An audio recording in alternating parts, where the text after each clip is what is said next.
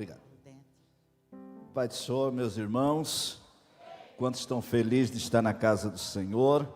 Que maravilha, né? A irmã Laura podia pregar no meu lugar, né? Ela pregava e eu ficava sentadinho ouvindo, né? Que bênção. Deus abençoe. Abra sua Bíblia comigo. Abra sua Bíblia num texto bastante conhecido, mas está algum tempo no meu coração quando eu penso nesse congresso, nesse trabalho, nesse encontro da terceira idade, né, do sênior, né, sênior 60 a mais. Quando o irmão Isaías, o presbítero irmão Isaías nos convidou, logo me veio esse texto ao coração e não saiu mais. Eu quero compartilhar com os irmãos Atos capítulo de número 4, nós vamos ler o versículo de número 31, Atos capítulo 4, versículo 31. Enquanto você acha, eu quero agradecer a Deus, louvar a Deus por estar aqui nesta oportunidade, pela liberdade do nosso pastor presidente, pastor Zilmar, toda a diretoria, pastor presbítero irmão Isaías por nos convidar, também todos os demais pastores que estão aqui, né? Pastor Morlo, que é o responsável do sênior do estado, o pastor Elias, né, que é da nossa região, todos os pastores, segundo que faz parte com Isaías, e toda essa terceira idade, esses sênios abençoados aqui da nossa segunda região, também ali de Brusque. Que Deus abençoe sua vida, sua casa, sua família e a sua saúde cada vez mais. Minha esposa que está aqui, era para ir com a pastora, resolveu ficar comigo aqui, pastor. Ela disse, já ficou aqui comigo, não foi com a pastora lá na congregação. E ver os nossos queridos irmãos aqui da sede, uma bênção nessa terceira idade abençoada. Todos acharam? Não vou me demorar, viram que os irmãos têm que retornar, mas Atos capítulo de número 4, versículo de número 31 diz assim: e tendo eles orado, moveu-se o lugar em que estavam reunidos, e todos foram cheios do Espírito Santo, e anunciavam com ousadia a palavra de Deus. Vamos ler de novo para ficar memorizado. E tendo eles orado, moveu-se o lugar em que estavam reunidos, e todos foram cheios do Espírito Santo, e anunciavam com ousadia a palavra de Deus. Podeis sentar, nós queremos meditarmos rapidamente nesse texto, e eu quero trazer uma reflexão nesta noite, baseado no tema, os efeitos de uma igreja que ora. Diga para a pessoa que está ao teu lado, quem ora tem efeitos extraordinários na sua vida. Quem ora tem efeitos extraordinários na sua vida. O tema que os irmãos escolheram, né, que está ali, perseverar em oração, velando nela com ações de graça, né? E o tema da nossa convenção é sobre a oração, a força que move a igreja. E eu estava pensando, né, e nada melhor do que falar de oração para uma geração que ora, né, para uma geração que vive de joelho, né? Se tem uma geração, se tem um povo que ora, é a igreja, é os crentes da terceira idade, é o crente sênior, né, que aprenderam, que viveram e que estão orando e buscando ao Senhor. Eu estava pensando no texto que eu acabei de ler, e o texto que nós acabamos de ler é muito interessante e intrigante ao mesmo tempo. Por quê? Porque vai falar de uma igreja que estava orando em um período difícil, em um momento difícil. Nós estamos aqui no capítulo de número 4 do livro de Atos, onde a igreja primitiva está passando a primeira perseguição declarada, né? Você vê, capítulo de número 2, a igreja passando pelo Pentecoste, capítulo de número 3, a igreja indo à oração e milagres acontecendo, mas do capítulo 3 para o capítulo de número 4, a gente vê registrado a primeira perseguição, ou seja, o tempo de bonança da igreja, o tempo de bonança havia passado e a perseguição começou a bater na porta da igreja. E o que me chama a atenção é que a igreja em meio à perseguição, em meio à luta que se levanta, em meio aos embates que se levantam, a igreja vai para a oração. É interessante o texto que nós lemos, porque a Bíblia vai dizer que 2 apóstolos foram presos.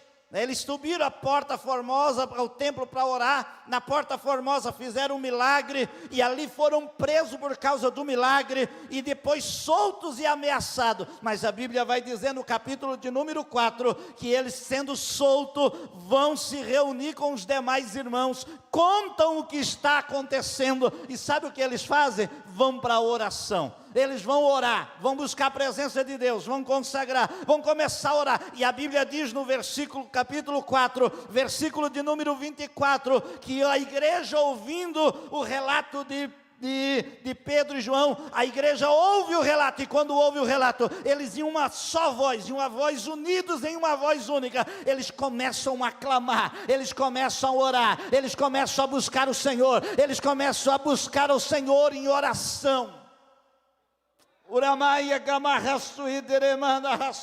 Eu não sei o que você está passando, eu não sei o que você está enfrentando, eu não sei a luta que você passa, mas uma coisa eu sei, que se você orar em meio à luta, em meio à dificuldade, em meio à crise, em meio ao problema, Deus vai responder, Deus vai agir, Deus vai operar, Deus vai trabalhar através da minha e da tua oração.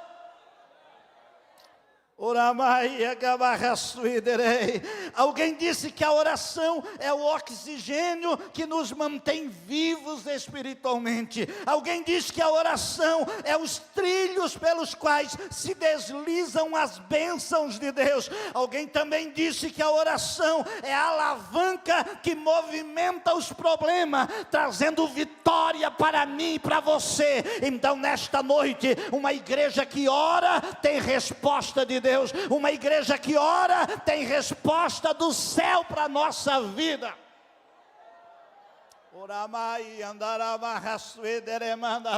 Olha para a pessoa que está ao teu lado, diga para ela: não importa o problema que você tem, Deus ouve a tua oração se você clamar. Sabe o que eu acho interessante? É que essa igreja se une em uma só voz em oração, e eles começam a contar a Deus os problemas que estão enfrentando, eles começam a apresentar ao Senhor o problema, a dificuldade, o levante, a crise, a batalha, os inimigos se levantando, aí eles começam apresentando ao Senhor, e depois o texto vai dizer no versículo 27, 28, 29, que eles começam a pedir algumas coisas ao Senhor, eles começam a dizer: Senhor, olha para nós, atenta para os que estão falando, atenta para o levante, olha para nós. Eles estão dizendo: Senhor, cuida de nós, Senhor, protege nós. Aí eles continuam a oração dizendo: Senhor, atenta para o que estão falando a nosso respeito, para o que estão realizando ao nosso respeito. E aí sabe o que me chama a atenção? Eles dizem assim: Senhor, dai-nos ousadia. Dai-nos ousadia.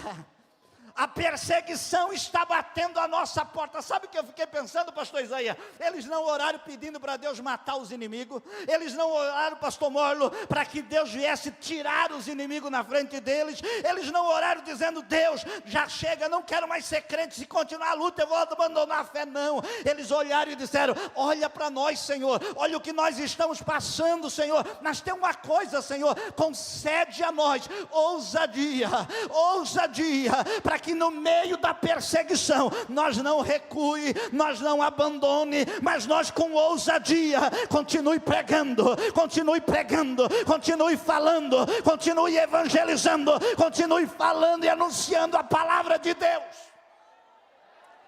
A oração dessa igreja era para que o Senhor olhasse para eles, mas que o Senhor desse ousadia para eles, e eles disseram: nós queremos mais ainda, Senhor, nós queremos que em meio à perseguição, o Senhor atente para nós, o Senhor nos dê ousadia, e também mais, Senhor, o Senhor comece a operar milagre, o Senhor comece a fazer prodígio, o Senhor comece a realizar milagres no nosso meio, e à medida que nós for pregando com ousadia, o Senhor vem confirmando, vem operando milagre, vem fazendo coisas grandes, através da nossa vida, e no poder do teu nome, Jesus.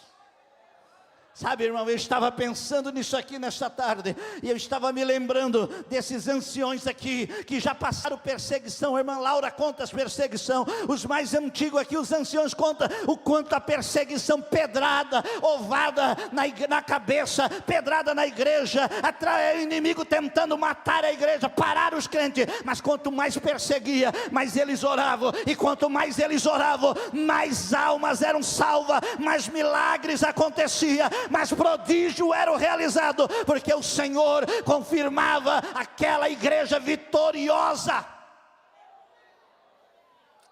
Oremai,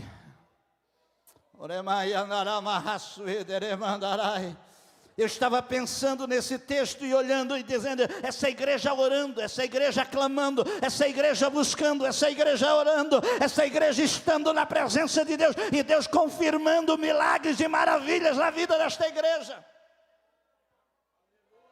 Porque a oração é o que nos movimenta, a oração é o que nos leva na presença de Deus, a oração é que nos faz alcançar a vitória de Deus. A palavra oração, ela está em sinônimo com invocar, com chamar Deus para dentro de si. Eu acho lindo quando você lê lá em Gênesis capítulo de número 4, versículo de número 26, a Bíblia vai dizer que a Sete lhe nasceu um filho, e ele lhe deu o nome Enos. E a partir dali começou a se invocar o nome do Senhor. É a partir dali, do nascimento de Enos na vida de Sete, é que Sete olha para o filho que está nascendo e diz, esse menino vai se chamar Enos. E a palavra Enos ali, no hebraico ali, significa humano, humanidade. Está relacionada à humanidade, à fragilidade humana. Quando Sete olhou para o seu filho nascendo e diz, ele é humano, ele é frágil, ele é natureza humana, é frágil, é limitado. E ele diz, e a partir dali começou a se invocar o nome do Senhor. Sabe quando é que a gente começa a clamar ao Senhor de verdade? É quando a gente olha e reconhece as nossas limitações. É quando a gente olha para nós e diz, eu não posso, eu não tenho, eu não consigo, eu não resolvo, eu não sei, eu não tenho condições, mas eu tenho um Deus que pode, eu tenho um Senhor que faz, eu tenho um Senhor que opera, eu tenho um Senhor que realiza coisas extraordinárias. Eu posso clamar a Ele, eu posso clamar a Ele, eu posso orar a Ele, eu posso buscar a presença dEle, e Ele vai responder.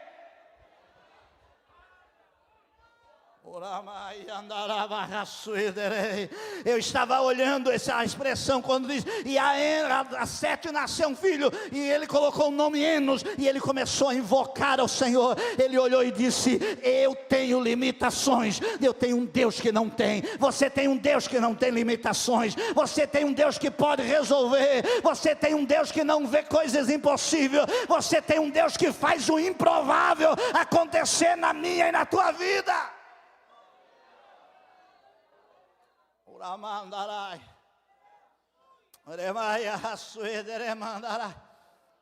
Quando a gente ora, quando a gente busca a presença de Deus, quando a gente vai aos pés do Senhor em oração, os efeitos vão acontecer. Os resultados da oração vai acontecer, vai começar a se manifestar.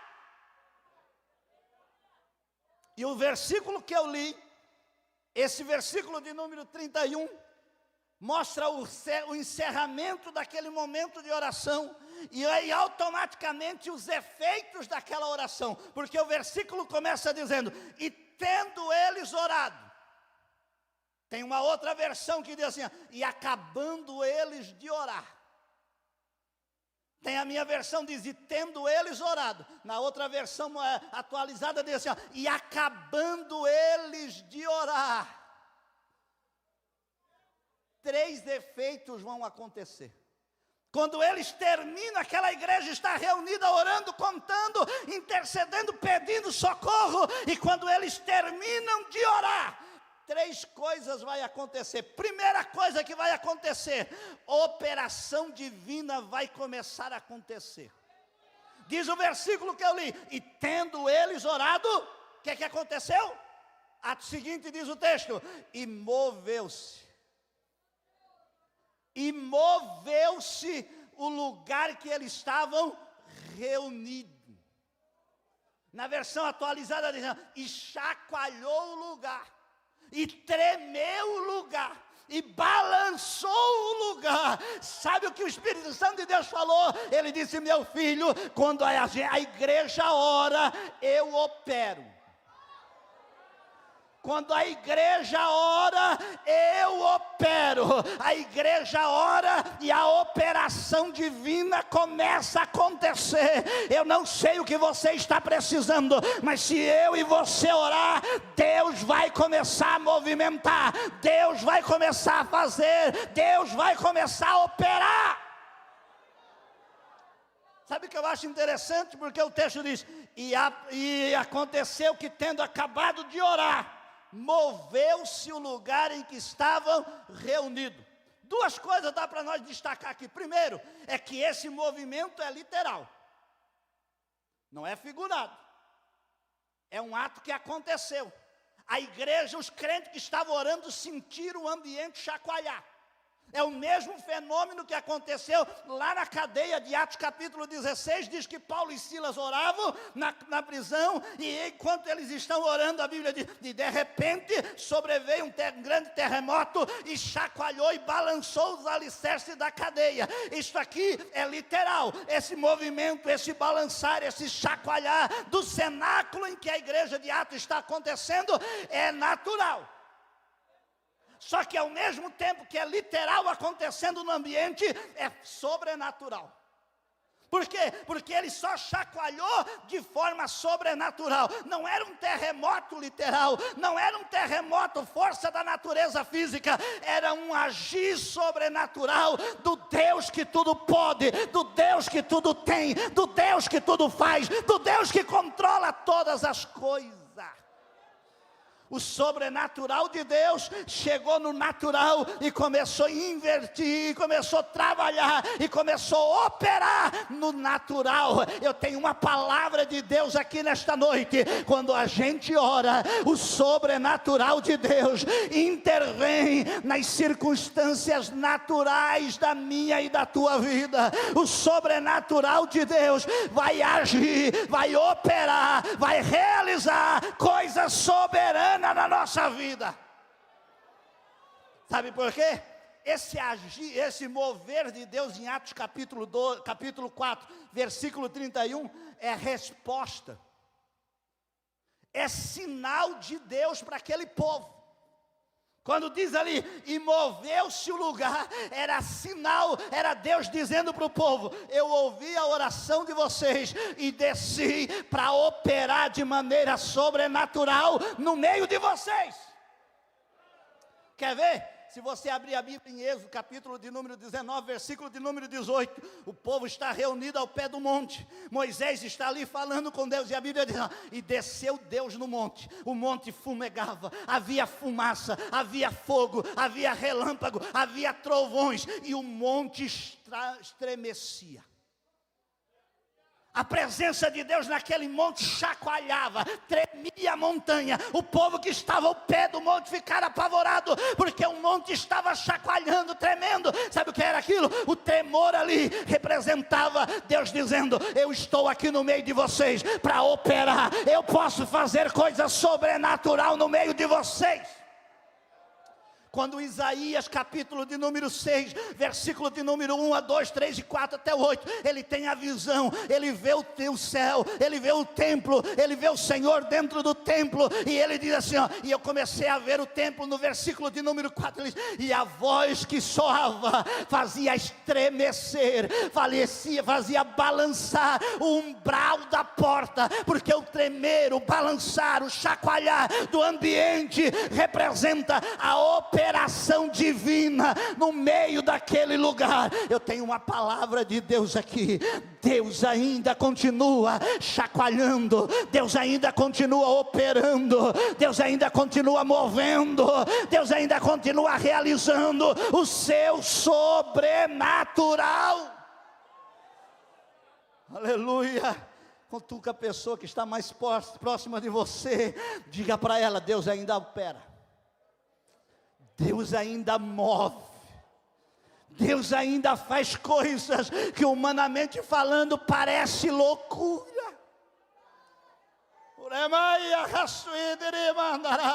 O Espírito de Deus, nesta tarde, eu estava olhando isso aqui, e Deus falou comigo, Ele disse: meu filho, quando a igreja ora, as coisas não ficam como estão, Deus começa a movimentar.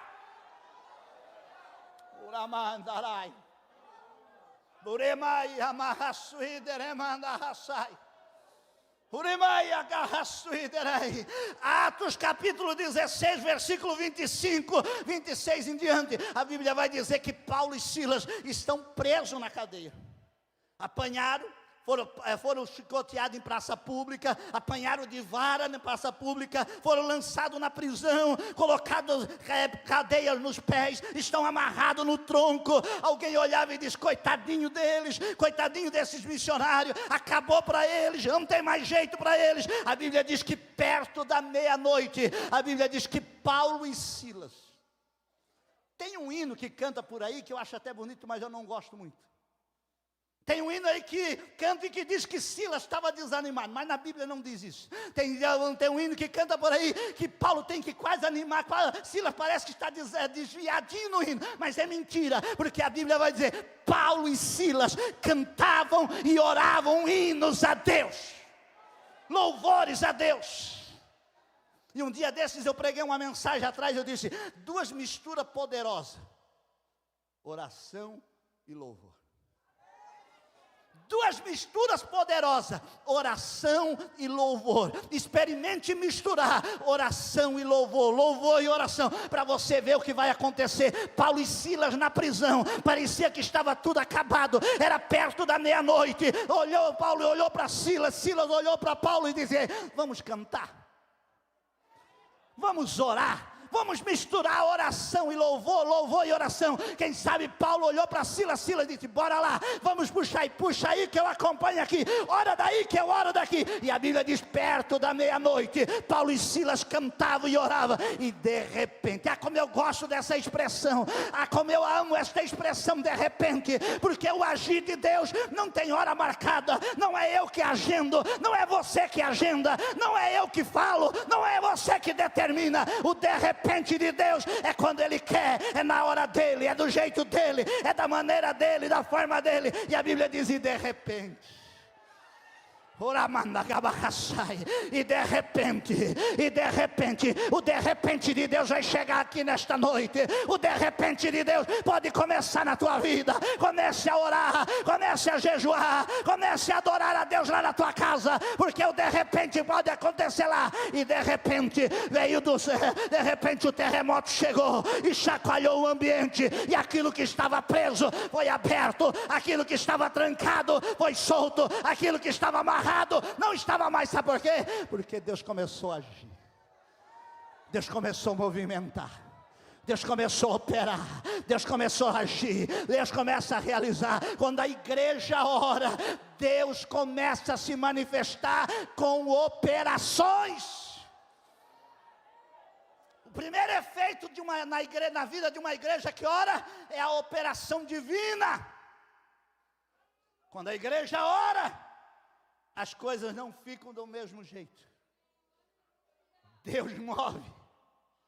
Quando a igreja ora, as coisas ocultas começam a aparecer. Aguenta aí que o negócio vai pegar um pouquinho. Quando a igreja ora, as coisas ocultas debaixo do tapete, as coisas ocultas, escondidas, começam a aparecer. Capítulo de número 3, de número 4, é a primeira vez que a igreja está passando perseguição. É o inimigo de fora tentando atrapalhar a vida da igreja.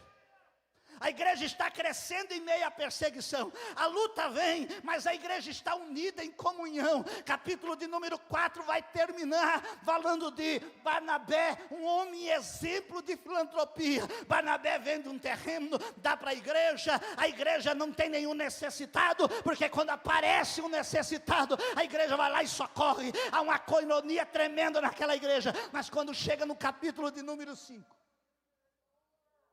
aparece um casal cheio do diabo,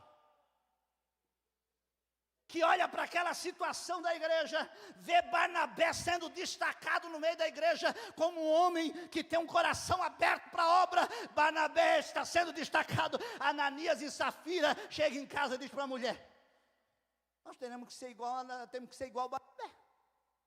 Vamos fazer o seguinte, vamos vender um terreno, vamos ficar com a metade para nós, uma parte para nós, e vamos entregar para Pedro, e vamos dizer para Pedro que esse é o valor do terreno. Ele não vai saber mesmo, não tem problema mesmo, e ele vai dizer: Ananias e Safira, mais um casal abençoado que abençoa a obra de Deus. E eles combinaram assim, foram para lá, chegaram lá, venderam o terreno, e Ananias vem todo empolgado com aquela metade do dinheiro, e disse: aqui está, Pedro, o dinheiro que eu vendi, aqui está o valor do terreno que eu vendi. Quando Pedro pega na mão, mas quando tem uma igreja que ora, nada fica oculto. Quando a igreja ora, as falcatruas começam a aparecer. Quando a igreja ora, as coisas enrustidas começam a aparecer. Quando a igreja ora, Deus começa a revelar. Quando a igreja ora, as operações de Deus começam a se manifestar. Ei, não se espanta, estás orando, Deus vai começar a mexer no negócio. Pastor, mas está ficando difícil. Está nada, é Deus que está mexendo, é Deus que está limpando, é Deus que está operando, é Deus que está mexendo, é Deus que está tirando aquilo que está atrapalhando. A Bíblia diz que Ananias e Safira quiseram estragar a coinonia da igreja, entrando com a hipocrisia lá no meio. Quando eles entregam na mão de Pedro, quando Ananias entrega na mão de Pedro, Pedro olha para ele, porque quem ora tem visão do céu. Quem ora tem revelação do céu. Quem ora vê o que os outros não vê. Quem ora enxerga o que a maioria não enxerga. Quem ora consegue ver. Como é que ele sabe? Não é ele, é o papai do céu que opera. Como é que aquela velhinha sabe? Eu não contei para ninguém. Você não contou, mas tem um Deus do céu que sabe. Tem um Deus do céu que revela, tem um Deus do céu que opera, tem um Deus do céu que traz à tona, tem um Deus do céu que manifesta aquilo que está oculto. Quando Ananias entrega, Pedro pega na mão, dá uma olhadinha assim e diz: Ananias, por que encheu Satanás o teu coração? Por que encheu Satanás o teu coração? Vendendo a propriedade, não era tua? Ficando com dinheiro na tua mão, não era teu? Porque Satanás encheu o teu coração em mentices ao Espírito Santo. Porque quem faz as coisas enrustidas na igreja não está enganando o pastor, não está enganando o líder, não está enganando a igreja. Quem faz as coisas enrustidas na igreja está enganando o próprio Deus, o próprio Espírito, o Senhor daquela igreja. E a Bíblia diz que na mesma hora ele cai durinho ali e é levado. Daqui a pouco vem a mulher e acontece do mesmo jeito. Sabe por quê? Porque aonde a igreja ora, o efeito da oração é a operação de Deus. É o Deus que vai operar, é o Deus que vai agir, é o Deus que vai realizar, é o Deus que vai fazer coisas extraordinárias. Quer ver uma coisa? Quem ora tem visão. Quer ver uma coisa? A Bíblia diz lá em 2 Reis, capítulo de número 6, que o rei da Síria está fazendo projeto para atacar Israel. E toda vez que ele projeta os planos para atacar Israel, Deus revela para Eliseu. E Eliseu fala para o rei, e Israel se escapa. Um dia o rei da Síria disse: ei, vem cá, chamou os seus amigos, os seus súditos, os seus generais, e disse: há alguma coisa errada aqui no nosso meio. Porque toda estratégia que eu projeto não dá certo. Nós projetamos aqui para pegar Israel na rua tal, naquela encruzilhada lá, na emboscada tal. Israel não vai lá. O que está acontecendo? Tem alguém aqui dedo duro nosso. Tem alguém aqui que está passando nossos planos para o inimigo. A Bíblia vai dizer assim, ó, e um deles... Eu até tentei, pastor Elias, eu fiquei pensando, pastor Mola, eu fiquei pensando, pastor Zilmar, eu fiquei pensando quem era esse Ciro. Porque um deles disse para o rei da Síria assim, meu rei, não é nós. O problema é Eliseu. Como assim o rei da Síria disse? É Eliseu. Tudo que o Senhor pensa e projeta na sua recâmara, tudo que o Senhor pensa lá na cama, lá no teu quarto, o Deus de Israel revela para o profeta Eliseu. O profeta Eliseu, que está lá onde que ele mora? Ele mora lá, está lá em Dotã. É ele o problema. O rei da Síria disse, então vamos fazer o seguinte, vamos cercar aquela cidade e busque ele, traga ele para mim. Coisa difícil, coisa complicada é mexer com quem ora. Coisa complicada é mexer com quem ora. Era para o rei da Síria ficar quietinho em casa. Deus já não estava revelando para o profeta que ele estava querendo fazer armadilha contra o povo de Deus. Olha, se Deus estava revelando para o profeta, ele iria conseguir pegar o profeta? Nada. Mas quem não ora não consegue entender as coisas de quem ora. Não é verdade?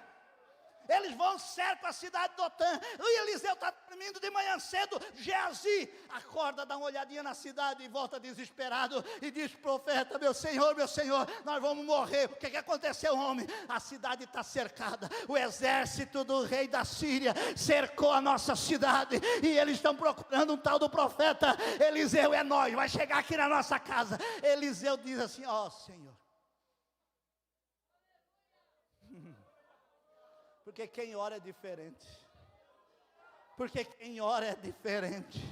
Quem ora crê no operação divina.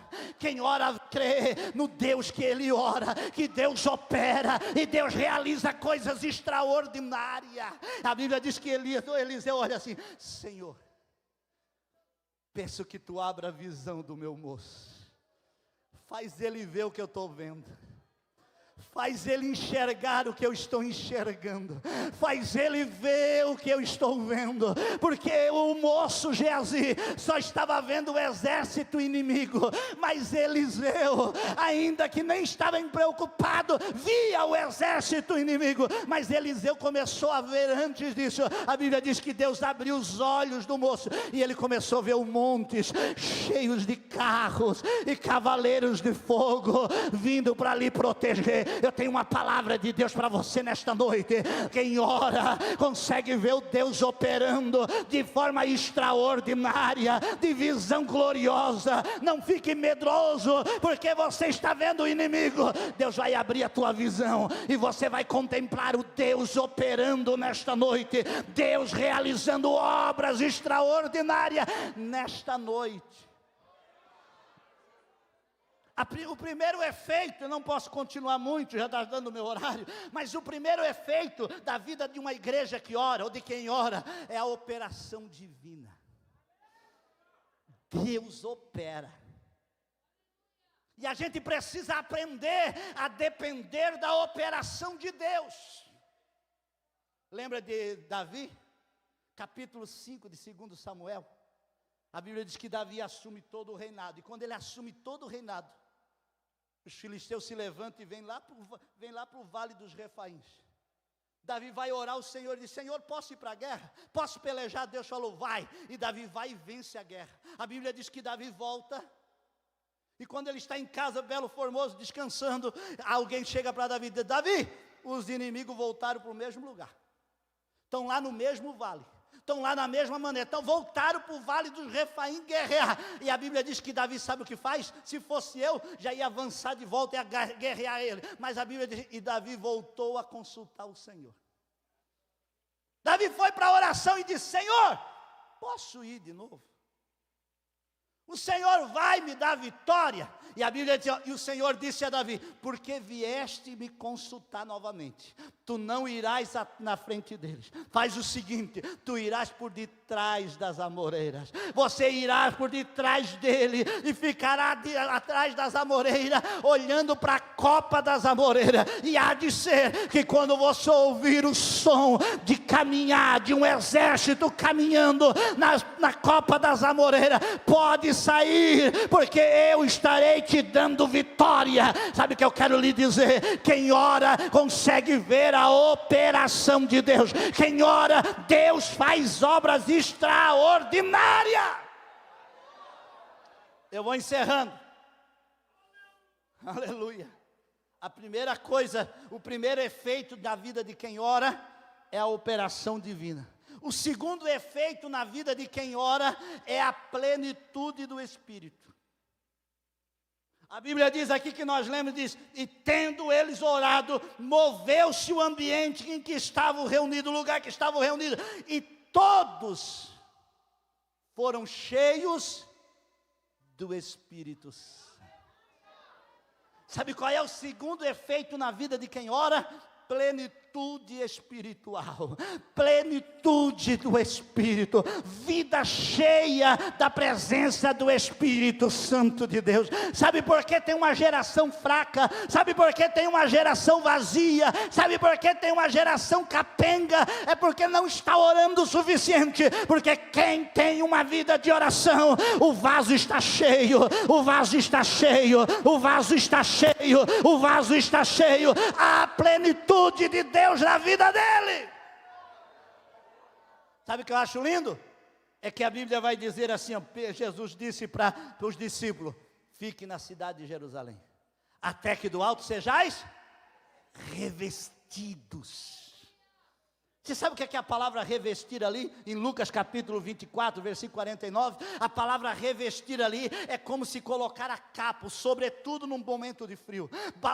Jesus está dizendo, ei, eu vou vos cobrir, eu vou vos revestir, eu vou dar cobertura, eu vou dar revestimento na vida de vocês. Vocês não estarão vulneráveis, vocês não serão mais um, vocês não serão ao léu, vocês não estarão ao léu das circunstâncias. O meu Espírito vos cobrirá, vos revestirá, vocês estarão protegidos. Na vida de quem ora, tem cobertura, tem proteção, tem revestimento, tem a plenitude de Deus na sua vida. Fica de pé comigo, não dá mais para mim. Fica de pé comigo. Na vida de quem ora, na vida de quem ora, Deus enche ele na sua plenitude. Deus reveste, Deus dá revestimento. Mas tem outra coisa, a Bíblia diz em Atos capítulo 1, versículo 8, Jesus disse, mas vocês receberão virtude, poder, dinamite. Esses dias atrás, tempo atrás, eu estava pensando nisso aqui. Deus tem poder para nos dar.